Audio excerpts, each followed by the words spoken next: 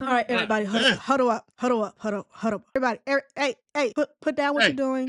Chill. Hey, Get over here. listen, huddle up. Listen, history has just been made. Activision just did something they almost never do. They admitted a Call of Duty miss. My God, sound the fucking alarms. They said Black Ops 7 didn't hit expectation, and now the entire strategy around the series is shifting. That's not patch notes, that's panic, people. So the real question isn't what went wrong with Black Ops 7, it's rather Call of Duty can keep doing yearly releases and still survive in today's market. Cause let me repeat, somebody high up at Call of Duty, they said Call of Duty can't miss. There's no way in hell that could ever happen. This is bigger than one bad launch. I'm going to be honest. This is even though this is Black Ops 7, we know what happened. This is more than one bad launch from Call of Duty. Activision doesn't publicly admit misses unless something is seriously off. Black Ops 7 underperforming isn't about bugs. It isn't about the balance. It's about players' fatigue with Call of Duty's bullshit. Players are tired of the bullshit. And when Activision starts talking about strategy changes, that's corporate code for this shit ain't working no more.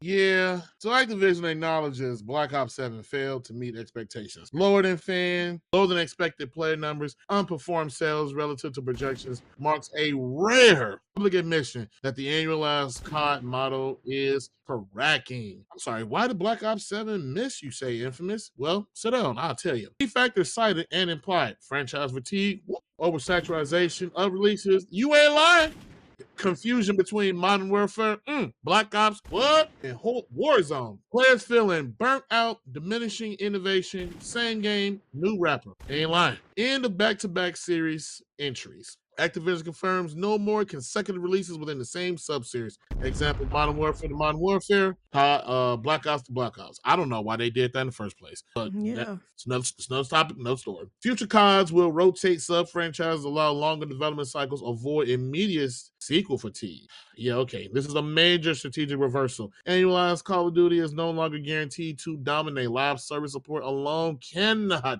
replace innovation identity. Activision acknowledges the impact on the studios: Treyarch, Infinity Ward, and Sledgehammer needing more breathing room, fewer rush pipelines, and potential for high quality launches, clear creative identity per entry. Yeah, I don't buy that, but okay.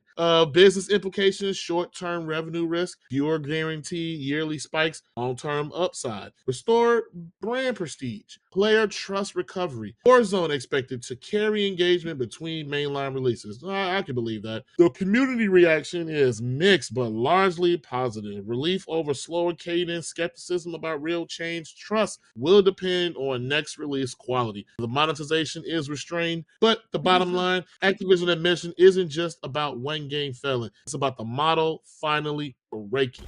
Ending back-to-back sub-series entries is an acknowledgement that should be taken seriously and be taken more to heart. Call of Duty is getting old. Say it with your chest. Oh my God. I wonder where is that guy that said Call of Duty can't fail. I wonder what's his face looking like these days after probably sitting in these meetings, getting the financial reports from all the sales from this Black Ops 7. Listen, I understand. It's okay. It's okay. I understand. This is a down year for Call of Duty. It happens. It happens to the best of us. But it's happening to you now, okay? Battlefield 6 looks like the best thing since melted butter. And you over here looking like some stale potato chips. It's okay. It's okay. It's all right. I'm not here to judge. It's okay. This is a safe place. Please sign the login sheet. There is refreshments on the table to the left. We're here to heal you from this devastating blow. Some self-correction and awareness of what your consumer wants from your game. And at the end of the day, Call of Duty can sell big and still underperform as a live service game. You know, like I said, Disney, latest Marvel's movies, they made like Fantastic Four made right under $500 million, and to a lot of people, that's a lot of money. But to Disney, they like, yo, nah, we used $1 billion in sales. What is this? Where's the rest of our money at? Where's the people that's gonna pay and fill up this other half a billion that we was expecting? We made these promises to these shareholders. Listen, your favorite game all have a board of shareholders if they're at a AAA, publisher. They got shareholders to answer to. And I'm sure before this game came out, no one said, hey, our numbers are going to be down across the board. Hey, we're not going to have the player retention that we've had in the past. Time spent in games and the monetization from when those people are playing the game, all the numbers are going down. I can guarantee you $1 billion. No one had a shareholders meeting and said that. They all pointed to the sky. Hey, we did this last year. We project to do this year, even bigger, even better. The new game is gonna have all this acid like reactions, and it's gonna be all zony and colorful, and people are gonna love it. Well, guess what? They did it. They don't like it. They don't have fun playing it. I've watched a few Call of Duty reviews, and it is a struggle to even watch the whole review because that's how bad the content is. I'm sorry for the Call of Duty fan people who are loyal that buy the game every year to year to year. Listen, I want to tell you, God bless you. And I hope you did have some type of fun with this game. We cannot ignore how tired that some of the consumers of Call of Duty has been in the last even half a decade.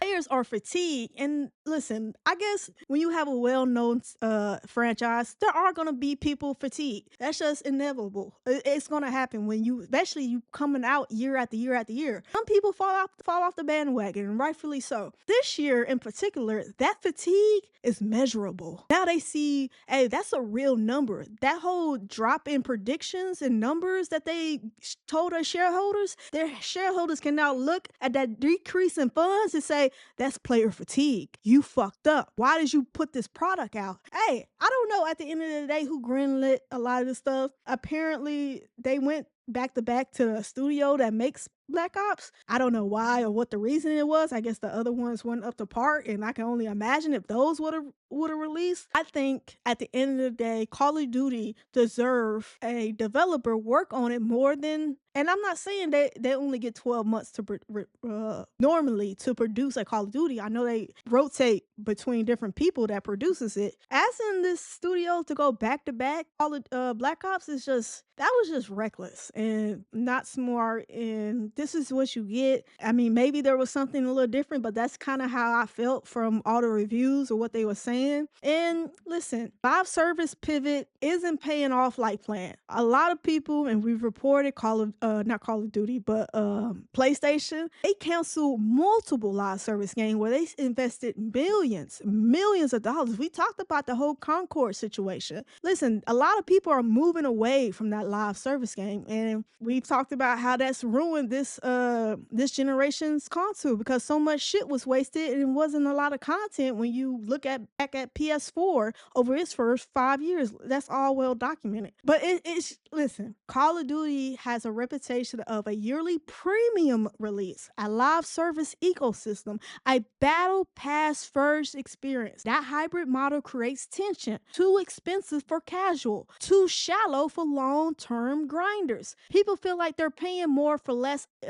evolution in Call of Duty franchise. Competition has really changed the landscape. Like I said, there's more people at the table this year. Battlefield, they wasn't fucking around when they came out this year. So where Call of Duty gets a lot of, Battlefield, it's not really that good. Let me go buy Call of Duty. They're not saying that this year. Call of Duty no longer dominates uncontested free-to-play shooters, lower to entry barrier. That's a real fucking thing. Live service games don't reset progress yearly. Players expect long-term investment to matter. Call of Duty's asking players to start over every year. It's harder to sell now. And I didn't even take that into account, actually, and that's a really good point. This is a warning shot for the entire franchise that is Call of Duty. If Black Ops 7 can miss expectation, no sub-series is safe. Nostalgia alone isn't enough. And like we said, Nintendo is even dealing with that. or your nostalgia shit, no one cares because these games are so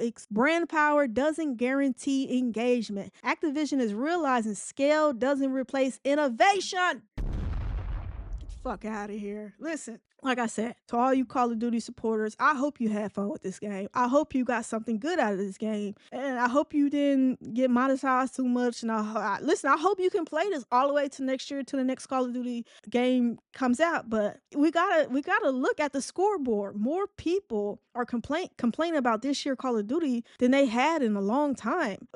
Biggest thing that in business that is important is self-awareness. You have to be self-aware of what you're actually doing to your consumers. And I think this is just another wake-up call. Listen, a lot of people gonna get a lot of wake-up calls over the next 24 months as the financial situations hardens. It gets more people get financially depressed and whatever. I think a lot of people is gonna do a lot of self-reflection because they need to understand that people are not just gonna willy-nilly go buy a $70, $80, $100 game. No, you have to work for these people money. And what do you got to do? Oh, that thing, what's that thing called? Try. You have to try. At least try to earn the $70, $80. And, there's a bunch of talks about gaming getting another increase going from 70 to 80 because of all the chip increases. You have to work more than ever in 2025 going into 2026 for people's money in today's age. Call of Duty just can't slap things together and push it out and expect it to sell. I think it's about goddamn time that they've woken up because this has been ridiculous. I'm not saying they haven't had good entries here and there, but they've kind of stretched some shit out, and they always come back to our consumers will support us. That's why that guy made that comment saying, "Oh, Call of Duty can't fail." Well, guess what? It has.